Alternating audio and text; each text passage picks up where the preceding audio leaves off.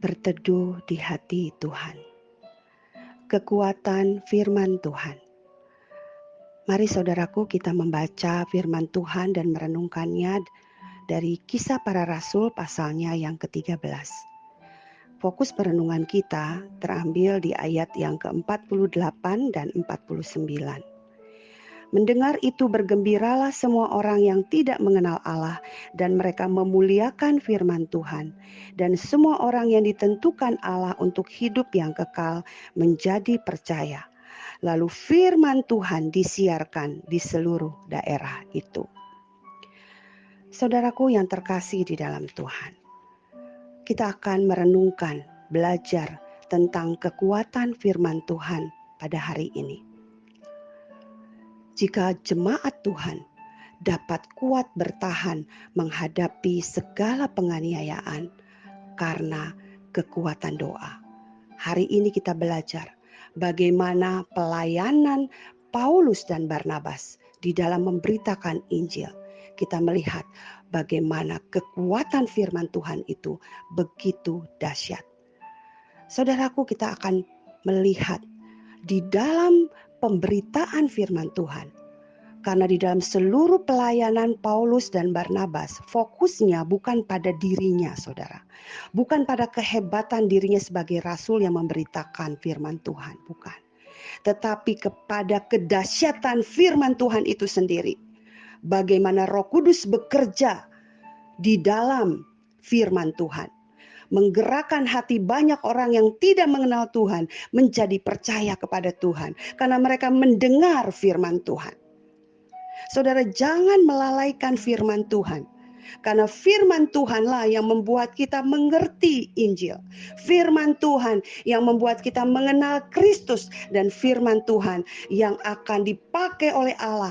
Roh Kudus bekerja melalui firman Tuhan untuk mempertobatkan banyak orang. Dari tidak mengenal Tuhan menjadi mengenal Tuhan. Dari tidak percaya kepada Yesus menjadi percaya dan diselamatkan mendapatkan hidup yang kekal. Saudara, ini inti dalam seluruh pelayanan Paulus dan Barnabas berkeliling kemana-mana. Dia tidak memberitakan tentang apapun selain Kristus. Kristus yang menyelamatkan. Itu menjadi pusat di dalam seluruh pengajaran dari Paulus dan juga Barnabas. Dan Yohanes yang juga membantu mereka karena memang sedang dipersiapkan oleh Paulus. Saudara yang terkasih di dalam Tuhan. Di dalam pelayanan tentang firman Tuhan, kita melihat kekuatan firman Tuhan yang luar biasa. Tetapi itu bukan berarti dalam pemberitaan firman Tuhan, karena kuasa firman Tuhan, maka tidak ada halangan. Saudara, kita melihat ketika Paulus dan Barnabas sampai di Siprus, mereka menghadapi masalah, saudara.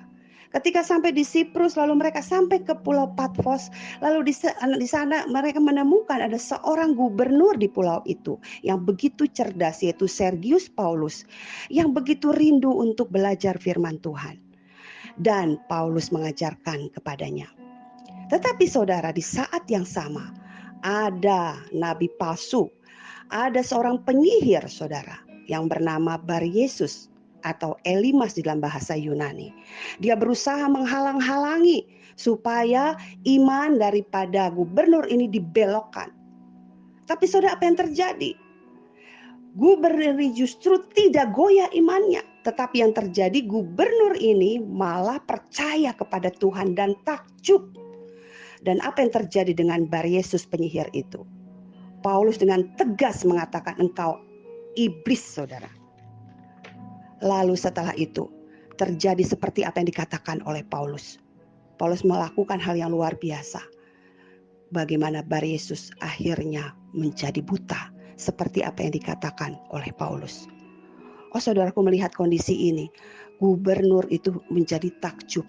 Dan akhirnya dia percaya kepada Tuhan. Lalu kita juga melihat bagaimana akhirnya pelayanan Paulus dan juga Barnabas di Antiokhia. Bagaimana mereka pergi ke rumah ibadat.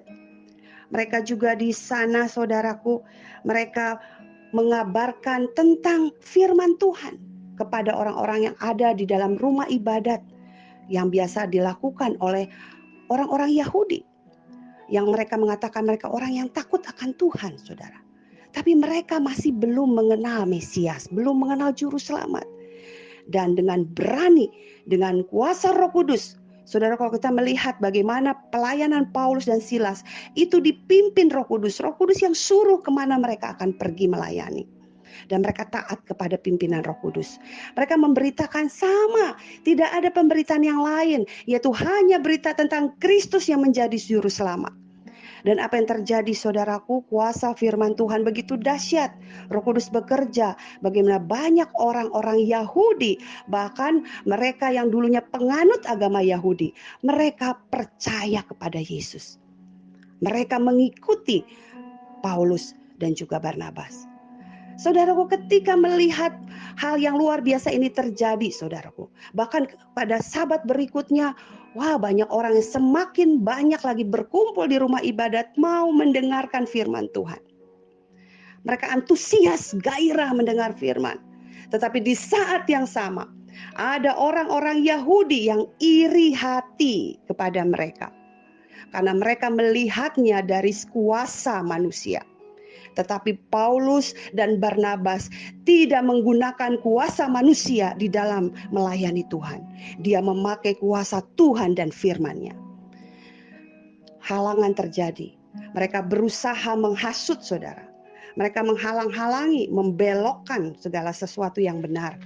Lalu mereka membantah pengajaran Paulus, menghujat pengajaran Paulus.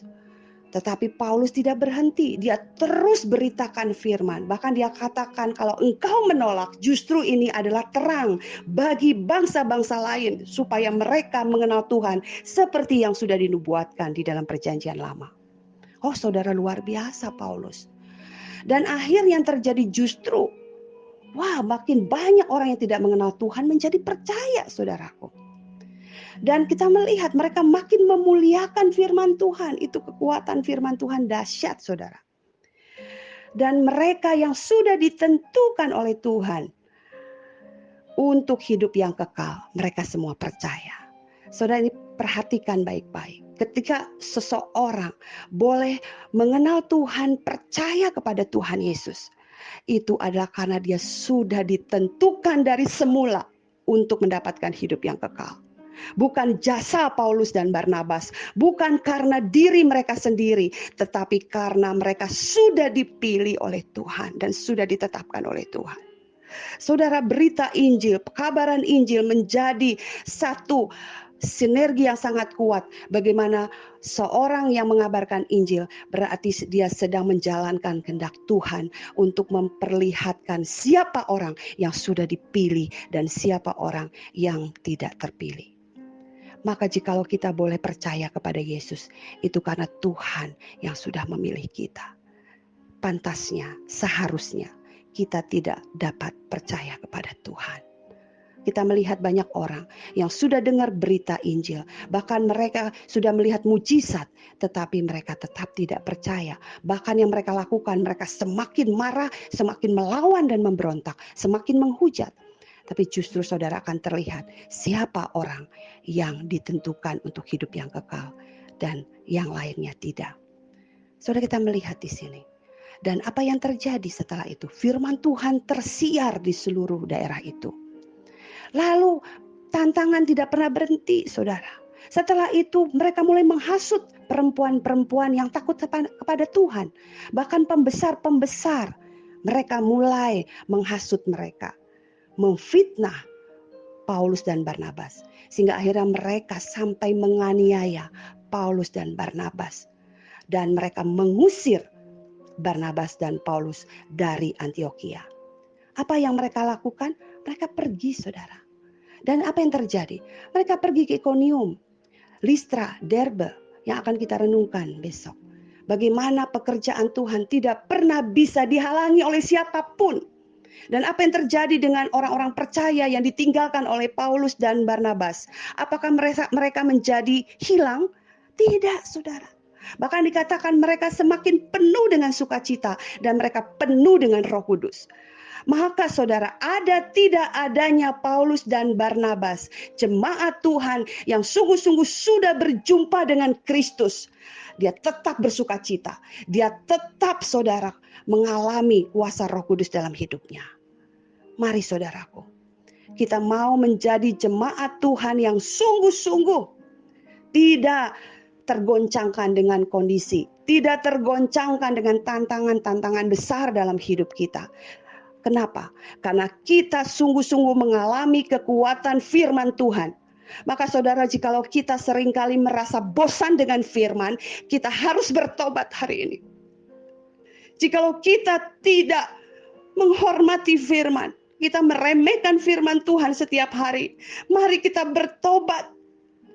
Karena kekuatan orang-orang percaya bukan kepada kehebatan pendetanya, bukan kepada kehebatan kuasa-kuasa manusia, tetapi pada kekuatan kuasa firman Tuhan yang mereka dengar, di mana Roh Kudus bekerja di dalamnya. Itulah yang menjadikan kita jemaat Tuhan yang tetap bersuka cita, jemaat Tuhan yang kuat, yang penuh dengan Roh Kudus. Apapun halangan, tantangannya, kita tetap memberitakan firman. Dan firman Tuhan tersiar di seluruh negeri. Tuhan Yesus memberkati saudara, dan mari kita taat kepada Tuhan. Amin.